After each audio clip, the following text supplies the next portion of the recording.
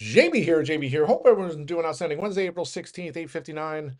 Let's find Wednesday. Talk quick about the market. Some names I'm looking at go from there. S&P futures in the red. S&P is down about 1% here after, well, a slew of events. We had the Nvidia filing after the close. They filed an 8K, pretty much writing off 5 billion in chips. Or, I mean, it's not details, so you have to kind of infer that that's what they did. So they created this H2O chip line to kind of avert security concerns from the U.S.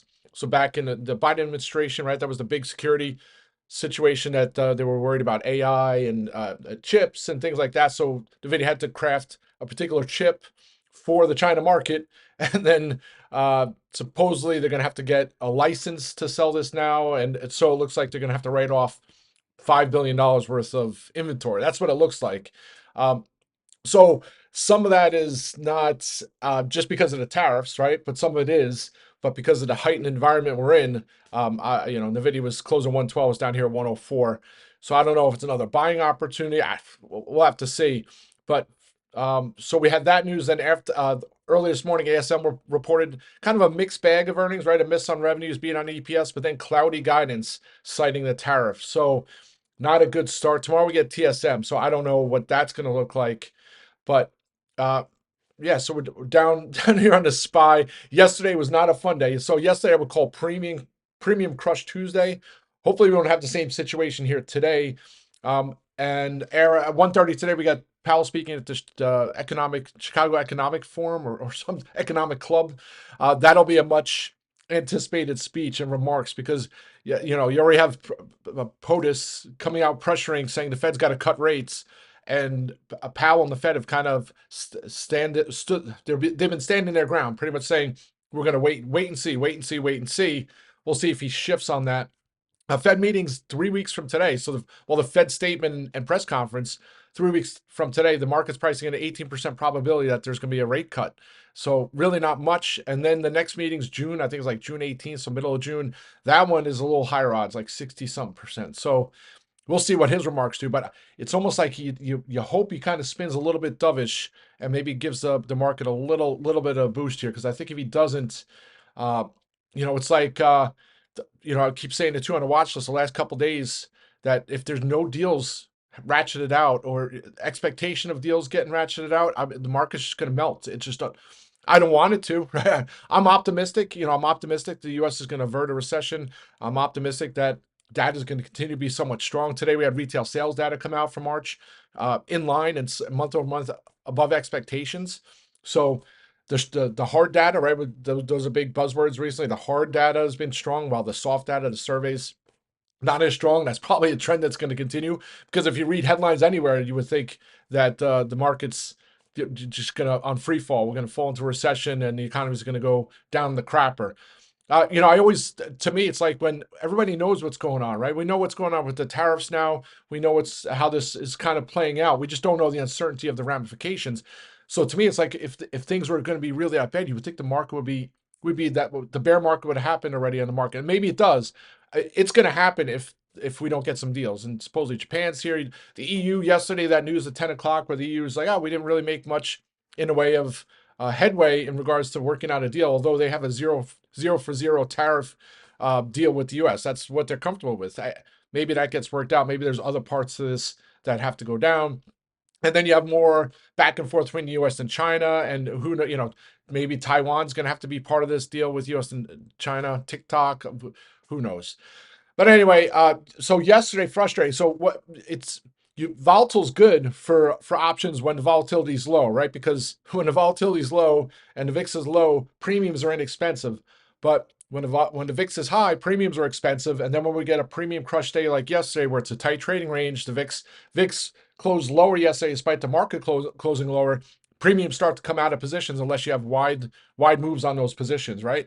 So I was talking about yesterday, Mag 7 took it on the chin yesterday, but even if you had got the puts on some of those Mag 7 names, you're barely making money on a risk reward basis because of the implied volatility. So the premiums coming out of those positions, despite the position moving in the direction you want it to. So makes for a tough environment. So we'll see how things play out here today. I said 537. I think it was 536.80 is 536.70 was the gap low after the Wednesday announcement the tariff announcement. So that's been a big spot. We closed at 537.61 yesterday and came down to that 536. I think it was 536.68.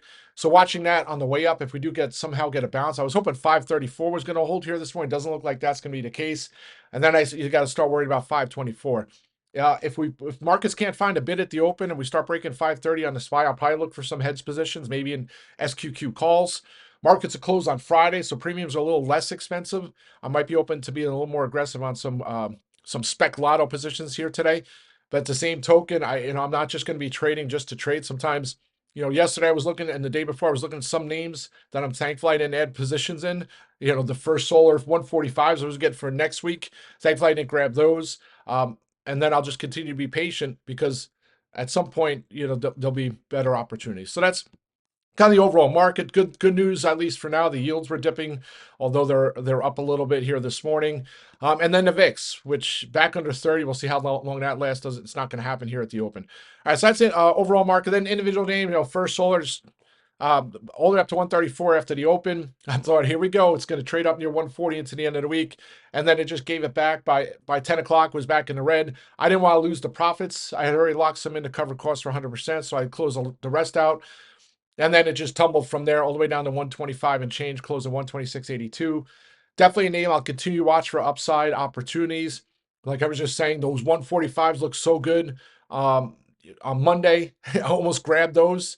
Thankfully, I didn't. So those are a discount. Maybe today, if it shows some strength, I'll look to get some later dated strikes here because I think at some point, if the market, pending any crazy major sell-off on the market, I think some of these names might provide short-term bounce opportunities. Not much here to update on GameStop. I was putting on the watch list this morning, the risk reward on some of these strikes. I'm looking at the Junes, and it's funny. You look at the 55 strikes are like 98 cents, and then the 50s are like $1.12. So to get a $5 increment higher, you're paying 12 cents more. So that doesn't make sense on a risk reward basis, right? So for me, if I do get strikes, it's probably gonna be the June 50s. I'll wait to see how things hold up here today. Bitcoin's not even down too much here this morning. So if that finds a bid, maybe that'll be an opportunity. So Dell hit 89 on Monday. I was watching that as a possible call opportunity.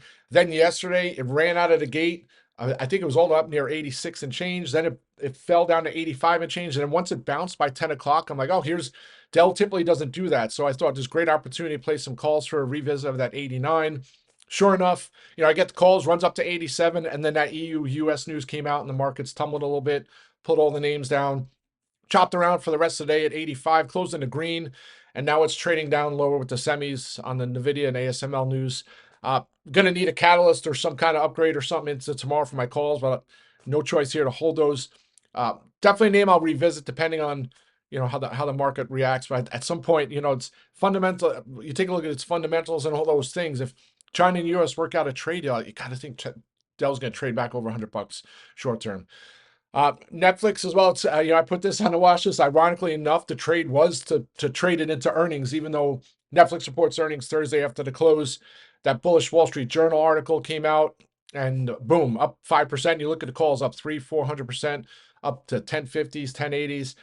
Premiums are rough to try and trade it today, but if it does show some strength, I might look for some lottos just to play not to play in the money, right? I'm not going to go, the 1050s are like $7 or $8 with 1 day to expiration. Not a name I would trade, not the expiration I would look at, maybe the 1080s and trade them quick for a bounce, especially if you break over $1,000. So I'll be watching that.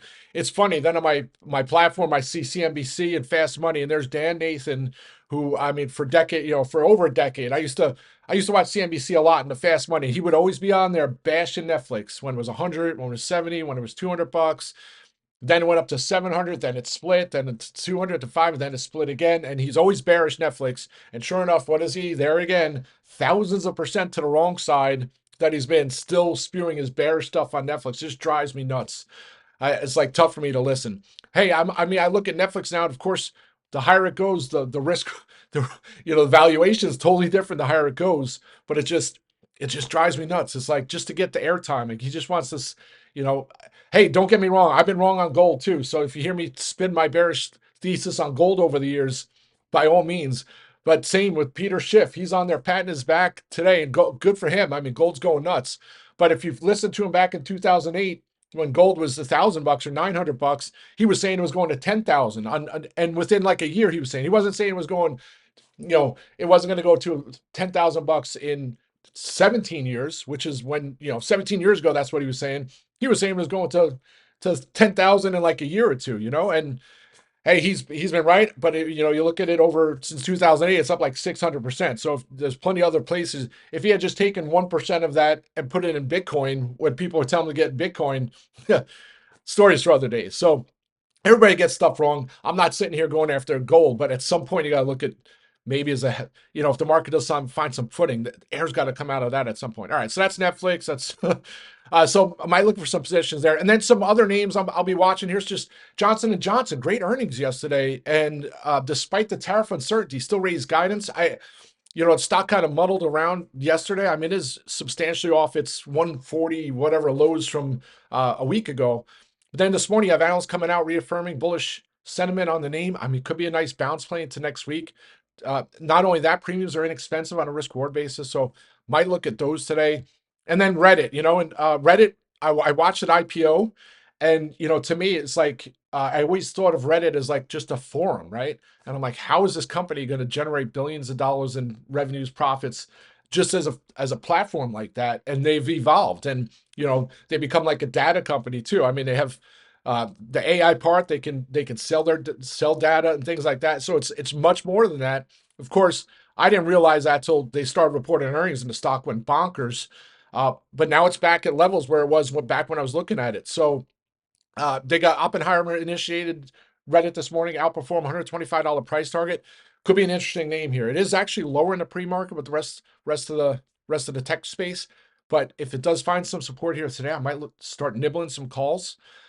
That's that. And then last but not least, I've put it in the watch list before. With markets at lows here, or at least a lot of stocks. I mean, today you look at all the analyst upgrades and downgrades today was like normally every day over the last couple of years, it's like everybody just raises their price target or reiterates their rating and raises price target.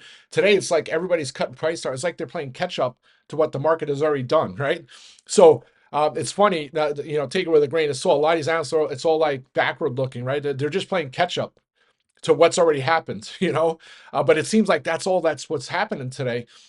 So to me, that always brings up, and I have it a little channel in the chat room is bounce ideas. So I'll be looking over the weekend, especially it's a longer weekend here today, for some names that I think might be opportunities. There was a name, Fastenal, right? F-A-S-T. It's not a sexy name, but it's a name that might do well even with the higher tariffs. So there's a lot of these names. I'll put a list up, but today it's almost like I wouldn't call it overreaction day, but seeing all the analyst changes today, it's like, are they playing catch up, or is there more? Is this the pause before the next leg to the downside? I would say 95% definitely a pause before the next leg to the downside if things don't get worked out in the next week or two in regards to the tariff situation, or at least some deals in the bigger economies, whether it be the EU, Japan, obviously China, but Vietnam would help too. Yeah. All right. Let's have a great day. I'll be back on audio later. Rock and roll.